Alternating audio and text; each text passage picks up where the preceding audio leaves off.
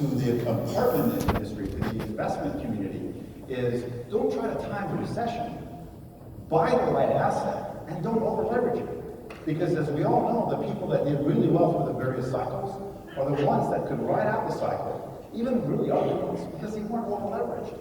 So we have to put leverage to work in what we do, but it's when we overdo it that the industry gets into trouble. And that's a really important perspective to have, because we have so much capital on the sideline waiting for this correction, waiting for this next big recession to come in. And I just don't see it, when it appears, to be a repeat of 08 or 09, unless something really unusual happens. And that could happen. It's not to say it won't. But mathematically, standing here today, the next recession should be what you would call a normal recession, where we lose a couple million jobs, we go down for 6 to 12 months, and slowly we come out of it. That doesn't justify completely being on the sideline and not taking advantage of a lot of opportunity in this marketplace, if you're not over-leveraging. And that's a key message I wanted to share today. So in terms of what could come out of nowhere and hurt us, and this trade war rhetoric is pretty serious. Because when you think about the fact that 14% of our economic output is tied to exports, all the media focuses on the deficit, on the trade deficit. They don't talk about how much we export. We're a pretty big exporter still of a lot of things, including services. 14% of our economic output depends on exports. And so if there were to really be a true trade war, whether it's cold or hot, it would be very bad for the U.S. economy and the global economy. But because these economies are so intertwined now, and because 40% of China's exports come to the U.S., they still own $1.2 trillion of debt. You would not expect anyone to miss the fact that there are no winners in a real trade war. So my expectation is that it will resolve itself, as we did with Mexico and Canada. Not that a whole lot of big things changed, but nevertheless, that tension was removed from the markets. And you saw the reaction. I would expect the same thing to happen here. Another thing that we have going for us that actually points to the durability of this economic expansion is that despite what you hear, this is not the longest running expansion. If you look at the graph on the left, it's the third longest running so far. We've had two other cycles that ran longer. We had Ben Bernanke as a guest. I think I may have shared this with you last year. One of the things that he said to us, and coined it very well, was expansions don't die of old age. Something has to happen. Usually it's when the economy gets overheated and the Fed has to kill the economy in order to bring out inflation. We haven't had that problem as illustrated on the graph on the right. If you look at the pace of job growth in this expansion, it's been one of the slower ones. It's right down the middle. And that's been frustrating. But the fact that it's been slow and it hasn't overheated is the reason why it has legs. And that's another benefit to what's happening. I mentioned that companies seem to be putting the tax savings to work. If you look at the orange line, the blue line is profits, which are at an all-time high, corporate profits. The orange line shows you that corporate investment in equipment, software, and basically things related to expanding their companies is growing at an over 8% a year clip, which is very healthy for the economy. Housing. Could the next crash come from housing in general? The answer is highly unlikely. Last recession, we went into the downturn with 2.6 million units of excess supply, overbuilt, particularly single-family residential. Then came the crash. Single-family residential never came back. It's at 55% of the prior peak. Apartment construction soared, as you can see on the orange line. But that's because the consumer preferred to rent. And household formation has been way ahead of total housing supply, as you can see on this graph. The line is way ahead of the bars. So the fundamentals of housing in general in America are in great shape. That's not the next shoe that's going to drop. So is the next shoe that's going to drop the apartment business? I don't think so. Despite the production of 300,000 units plus year after year for the past few years, look at the vacancy rates. And you're not adding any supply of workforce housing. We're only adding high-end supply, mostly in urban markets, and mostly, or half of it anyway, more than half of it, in 10 metros. The industry as a whole is not even close to overbuilding. We'll talk about that more. And in terms of price and cap rates, of course, prices up 44%. from the prior peak, cap rates down from the prior peak, is driven by the effect of rent growth. Rent growth was 37%. So fundamentals have supported the pricing that you're struggling with today. Your frustration in finding scarce inventory and having to compete for assets is explained here because the fundamentals are driving it very nicely. Now, just as things were looking great, there is change happening.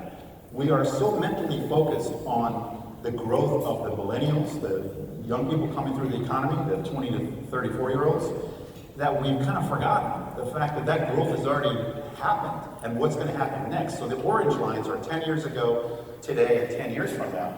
You can see the millennials kind of leveling off. They're not dropping by big numbers, but they're leveling off because they're getting older and stepping into the 35 to 55 category, which is growing by 6 million people in the next 10 years.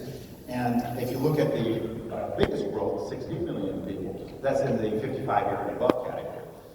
Big growth in the older segment, of course. But as millennials become professional 30-somethings, begin to get married and form families, guess what's going to happen? The demand for urban apartments is going to shift.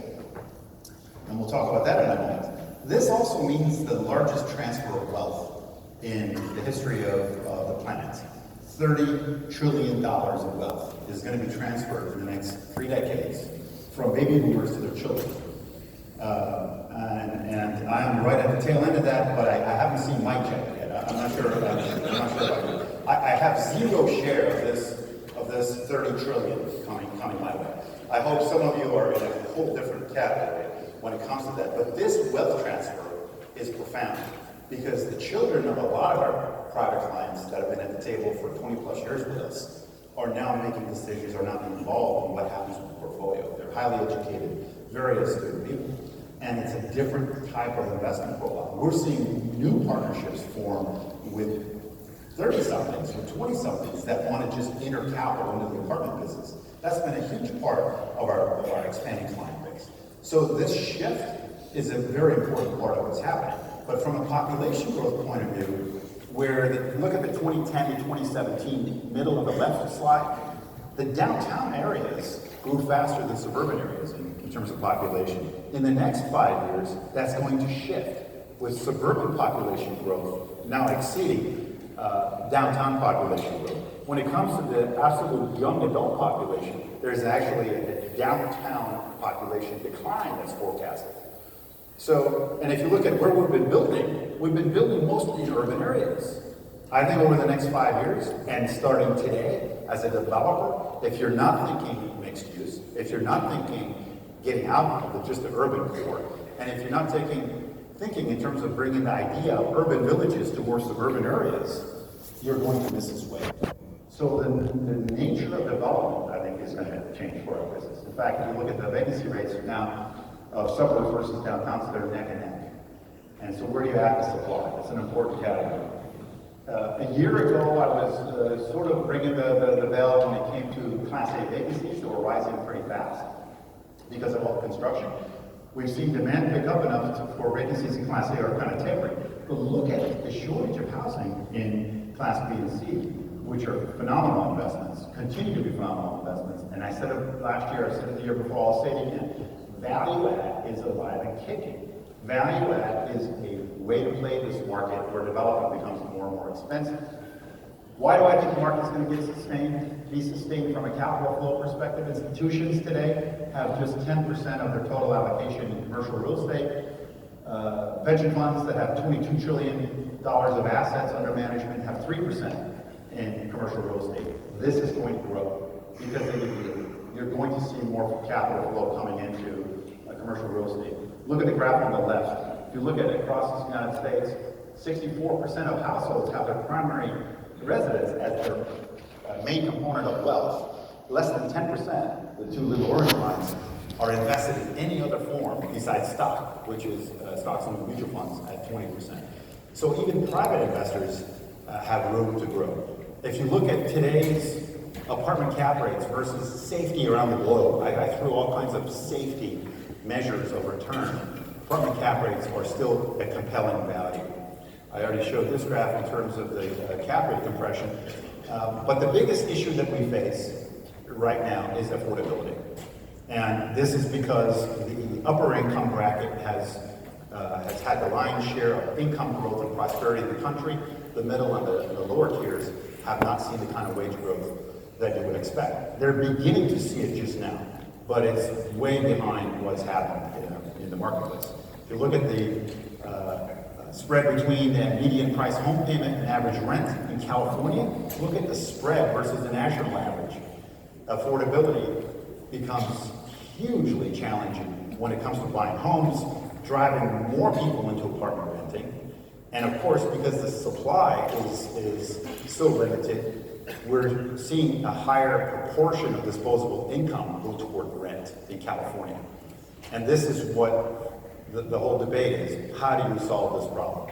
Well, you don't solve it by slapping rent control on everyone and basically creating a disincentive for the industry to invest in capital improvements, value add, or for brand new development, and significantly reducing supply. That actually is the worst thing that you can do. But I will tell you that some of the headlines are pretty damn scary. You know, housing goes from boom to bust. California sees a slump, a worst year for home sales in decades, and California cities among the lowest to recover. It is pretty scary. Guess what? We've been here before. California is still California. Our educational institutions, the technology-based, entertainment-based, all the world trade, all the things in a modern economy that make California are still here. Now we have an acute housing shortage that we have to address because in this expansion, look at the blue line, California has outpaced the country in terms of job creation. We've had over 200,000 jobs in the last 12 months. In all the other, it's been a while. It's been since the 90s since California outpaced. Therefore, we've created a much more demand. Look at the contrast between units added versus job growth. Household formation has exceeded new supply. So we know how tight the housing market is. But if Prop 10 were to pass, you would see all the absolute opposite effects that we would want from addressing this shortage of housing. And they're all outlined for you here. And right now the polls are looking somewhat favorable. 60% of likely voters are saying no. 25% are saying likely yes, and there's 15% undecided. But these polls can be very inaccurate. At your table, there is a pretty depth piece on this very important piece of legislation, which has to be defeated. And I will say that even if it gets defeated, as it should, this notion of having to address the acute housing shortage in our state isn't going to go away. And it is something that the industry, through public-private partnership and some innovation, has to basically address. And with that, I want to thank you very much for your time and attention. And I think